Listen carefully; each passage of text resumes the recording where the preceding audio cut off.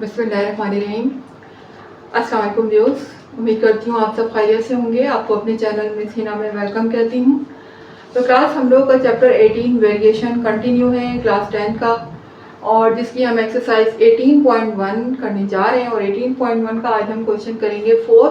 इससे पहले question number 1, 2 and 3 मैं ऑलरेडी कंप्लीट करवा चुकी हूँ। उम्मीद है कि उसकी प्रैक्टिस आप लोगों ने कर ली होगी और उसके कॉन्सेप्ट भी अच्छे से क्लियर हो गए होंगे। तो आज हम उसी एक्सरसाइज का क्वेश्चन नंबर 4 स्टार्ट करने जा रहे हैं।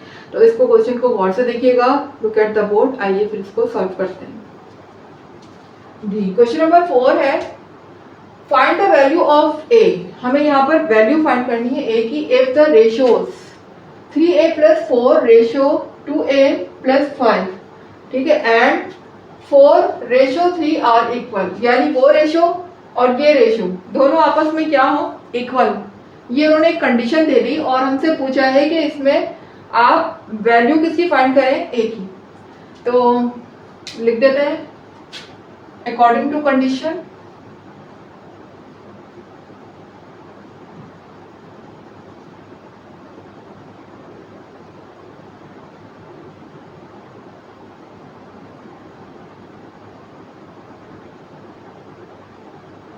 अकॉर्डिंग टू कंडीशन, ठीक है। कंडीशन के मुताबिक, जो हमें सवाल में कंडीशन दी हुई है उसके मुताबिक क्या है कि 3a ratio 3a + 4 ratio 2a + 5 किसके इक्वल है, 4 रेशियो 3, ठीक है। ये दोनों रेशियो क्या है, आपस में इक्वल है। अच्छा क्लास, अगर ये दोनों रेशियो आपस में इक्वल है तो एक बात मैंने आपको बताई थी कि रेशियो को हम रेशियो से हटकर इसको डिवाइड की फॉर्म में भी लिख सकते हैं ना रेशियो को। तो मैं इनको डिवाइड की फॉर्म में लिख लेती हूँ ताकि मेरे लिए सिंप्लीफाई करना इजी हो जाए।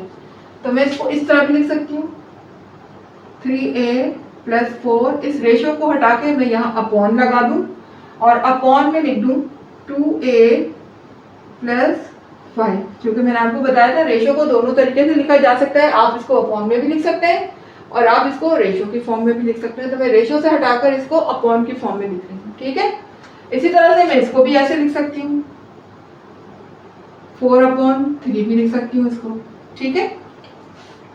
अब इससे होगा क्या, देखिए मुझे पता चल जाएगा कि मुझे जो यहाँ पर डिवाइड हो रहा होगा वो यहाँ पर आकर मल्टीप्लाई हो जाएगा और जो यहाँ पर डिवाइड हो रहा होगा वो वहाँ जाके मल्टीप्लाई। यानी कि मुझे कोशिश करनी है कि जो डिनोमिनेटर में वैल्यू लिखी हुई है उसको रिमूव करने की कोशिश करनी है ताकि वो हटे और न्यूमिनेटर बन जाए, हमारे लिए सिंप्लीफाई करना इजी हो जाए, ठीक है। तो मैं क्या करती हूँ, ये 3 लेके यहाँ पर क्या हो रहा है, इससे डिवाइड हो रहा है, इसको मैं यहाँ शिफ्ट कर देती हूँ। तो ये इस टर्म से क्या हो जाएगा, मल्टीप्लाई हो जाएगा। देखिए इस तरह से 3 इससे मल्टीप्लाई हो जाएगा, 3a + 4, ठीक है।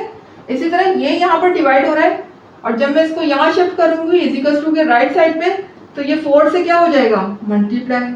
क्योंकि यहाँ क्या हो रहा था, डिवाइड। कल ही आपको बताया था जब एक वैल्यू राइट साइड पे या लेफ्ट साइड पे लिखी हो, मल्टीप्लाई होती है तो शिफ्ट करने पर डिवाइड हो जाती है।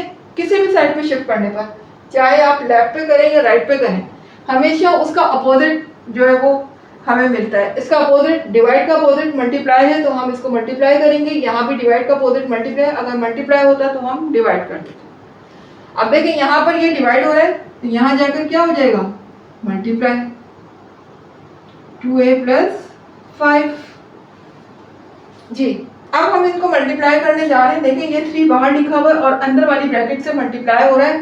तो 3 3 9 एंड 3 4 12। ये मल्टीप्लाई हो गया, 3 4 12। इसी तरह यहाँ ये देखिएगा, ये मल्टीप्लाई हो जाएगा 4, तो 4 2 8, 4 5 20। जी, अब आगे इसको कैसे करना है, देखिए मैं a को a के पास ले जाऊं और नंबर को नंबर के पास ले आऊं, ठीक है ना, ताकि मुझे ऐड करना या सब्ट्रैक्ट करना इजी हो जाए। तो मैं a को a के पास ले आती हूँ,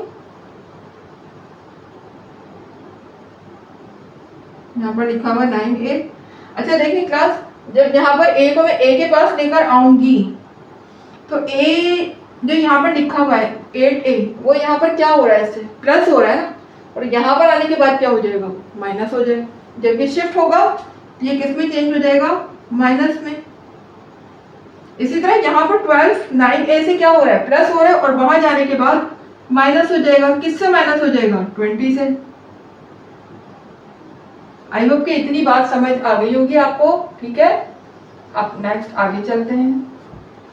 अब देखिएगा आगे क्या करना है हमें।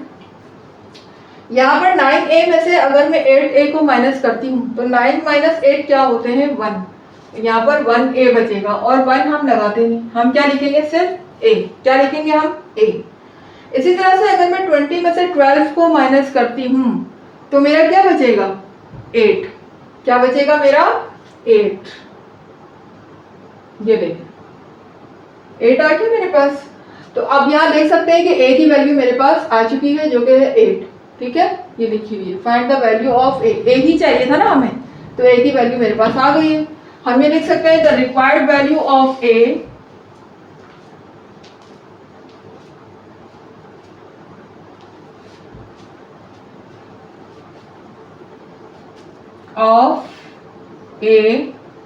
इज 8, ठीक है। जो हमें वैल्यू चाहिए थी a की वो हमारे पास आ गई है। a किसके इक्वल आ गया है, 8 के। तो आप लिख सकते हैं the required value of a is 8।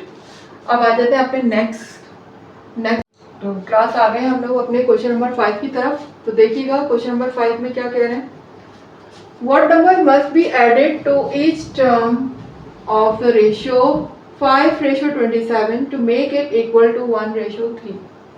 पहली बात, जो नंबर यहाँ पर हमें ऐड करना है इस रेशो में, उस नंबर का तो हमें पता ही नहीं, ठीक है, कि हमें कौन सा नंबर ऐड करना है। ऐसी सूरत में मैं क्या कर लूंगी, सपोज कर लूंगी कि वो नंबर मेरा x है, ठीक है। नंबर तो मुझे नहीं पता, लेकिन मैं यहाँ पर सपोज कर लेती हूँ अपनी तरफ से कि that the number is x। तो सपोज कर लेते हैं हम, यहाँ पर लिख देते हैं that the number is equal to x। वो नंबर जो हमने ऐड करना है वो मैंने सपोज कर लिया कि वो x है, ठीक है। अब अकॉर्डिंग टू कंडीशन, जो हमें सवाल में, जो हमें क्वेश्चन में कंडीशन दी हुई है, उसके मुताबिक हम कैसे एक इक्वेशन बना सकते हैं। अकॉर्डिंग टू कंडीशन के मुताबिक देखिए, क्योंकि हमें ऐड किस में करना था, इसमें करना था। यही लिखा हुआ ना कि what must be added to each term, हर टर्म में वो नंबर हमें ऐड करना है। कौन सा नंबर, जो हमने सपोज किया है। नंबर तो कोई है ही नहीं, तो हम अपनी तरफ से नंबर सपोज करेंगे और उसे ऐड कर देंगे, ठीक है। तो हम ऐड कर देते हैं यहाँ पर 5 में, और देखिए 5 में ईच टर्म यानी दोनों टर्म में x ऐड करना है, तो मैं 5 में भी ऐड कर देती हूँ x, और 27 में भी ऐड कर देती हूँ x, ठीक है। वो नंबर दोनों टर्म में मेरे पास क्या हो गया, ऐड हो गया।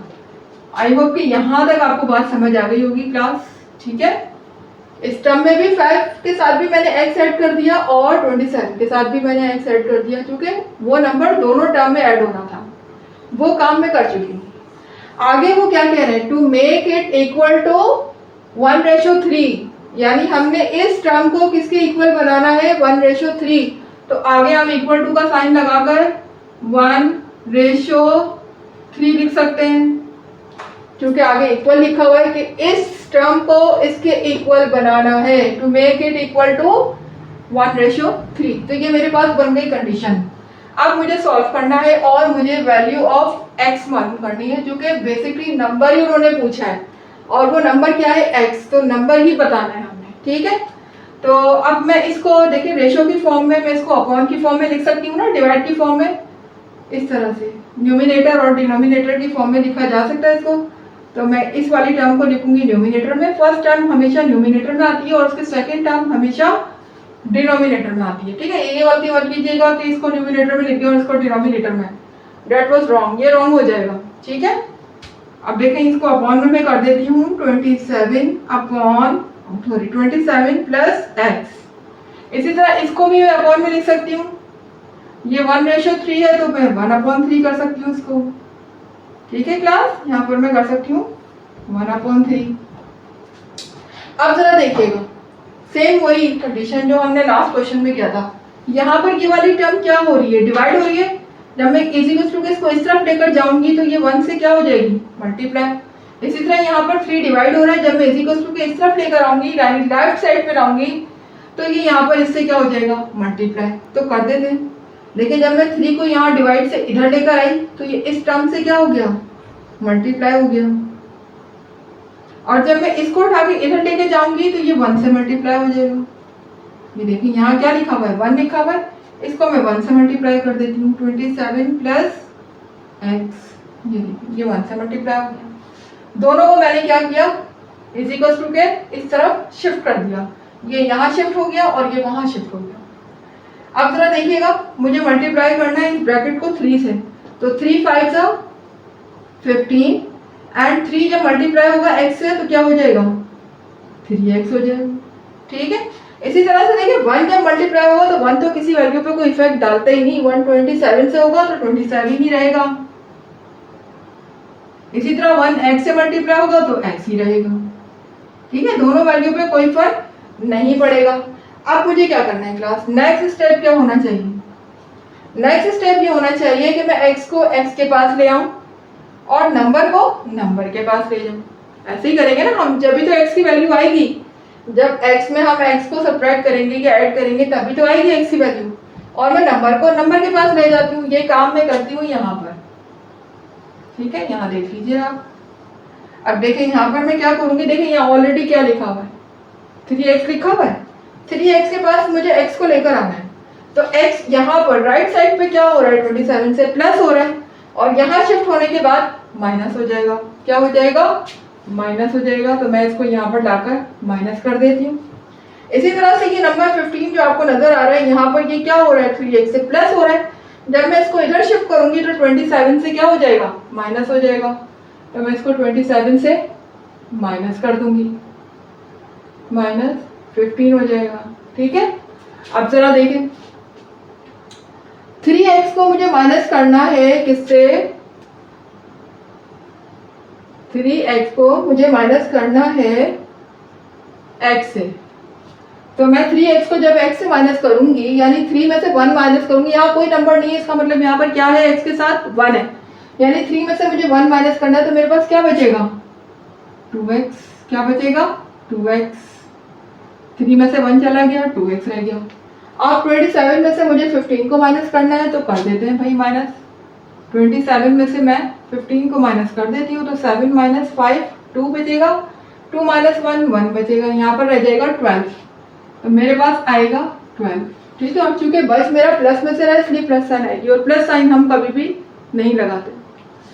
अब मुझे x की वैल्यू चाहिए, लेकिन x से 2 क्या हो रहा है मल्टीप्लाई हो रहा है, तो मुझे x से पास से जितनी भी वैल्यू है सबको कहाँ शिफ्ट करना होगा, राइट साइड पे शिफ्ट करना होगा ना। तो अगर मैं 2 को राइट साइड पे शिफ्ट करूंगी तो वहां जाके 2 क्या हो जाएगा, यहाँ पर 2x से क्या हो रहा है मल्टीप्लाई हो रहा है ना, तो यहाँ जाने के बाद क्या हो जाएगा डिवाइड हो जाएगा। ये बात तो आपको पता है कि जो वैल्यू इधर मल्टीप्लाई होती है वो उधर जाके डिवाइड हो जाती है, और जो डिवाइड होती है वो दूसरी तरफ जाके मल्टीप्लाई हो जाती है।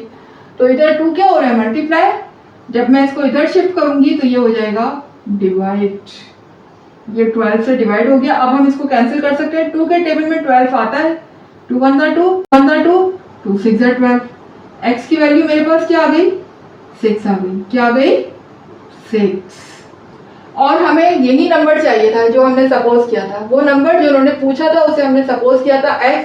अब जाके हमें x की वैल्यू मिल गई है, तो वो नंबर जो इसको हमें ऐड करना था वो नंबर था 6।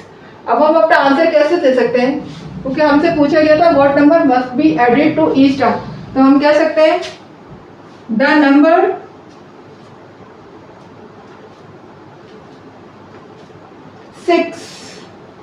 must be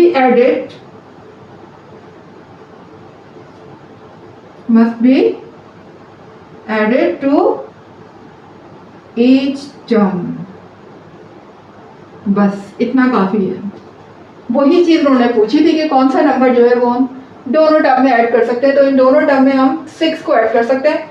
यही हमारा आंसर होगा क्लास, और यहीं पर आज हमारी क्लास होने जा रही है कंप्लीट। उम्मीद है कि आपको कॉन्सेप्ट क्लियर हो गए होंगे, आपको ये क्वेश्चन बहुत अच्छे से समझ आ गया होगा। इसकी प्रैक्टिस बहुत ज़्यादा करनी है। This chapter is very very much important, बहुत ज़्यादा इम्पॉर्टेंट है, तो इसकी प्रैक्टिस स्टार्ट से ही लेकर चलेंगे तो तभी आपको ये चैप्टर इजी लगेगा, अदरवाइज आगे चल कर ये चैप्टर आपको डिफिकल्ट लग सकता है। तो मेरा जो आपसे है रिक्वेस्ट वो यही है कि इसको स्टार्ट से ही प्रैक्टिस करना शुरू कर दीजिए। मेरी वीडियो को बार बार वॉच करें ताकि आपके तमाम कॉन्सेप्ट क्लियर हो, और एक ही क्वेश्चन को कम से कम 2 to 3 टाइम्स अपनी कॉपी में ज़रूर करें, ठीक है। तो इंशाल्लाह हम नेक्स्ट अपनी क्लास के साथ हाजिर होते हैं नेक्स्ट क्वेश्चन के साथ। तो बस आपसे यही रिक्वेस्ट है कि अगर आपको मेरे सारे कॉन्सेप्ट क्लियर हो रहे हैं, ठीक है ना, और सब कुछ समझ आ रहा है, नॉलेज में इजाफा हो रहा है, तो मेरी वीडियो को लाइक कर दिया करें। इसके अलावा चैनल को सब्सक्राइब तो मुझे पता है आप ज़रूर ही करते होंगे, जितनी बात तो मैं जानती हूँ। चैनल को सब्सक्राइब नहीं किया है तो अभी तक कर दीजिए, क्यों नहीं किया, करना चाहिए आपको चैनल को सब्सक्राइब, ठीक है। फ़ौरन चैनल को सब्सक्राइब करें और मेरी वीडियो को ज़्यादा से ज़्यादा लोगों में शेयर करें ताकि आपके साथ साथ दूसरे लोगों को भी नॉलेज में इजाफा हो, ठीक है। तो इंशाल्लाह मिलते हैं अपनी नेक्स्ट क्लास में नेक्स्ट क्वेश्चन के साथ। जब तक के लिए अल्लाह हाफिज़।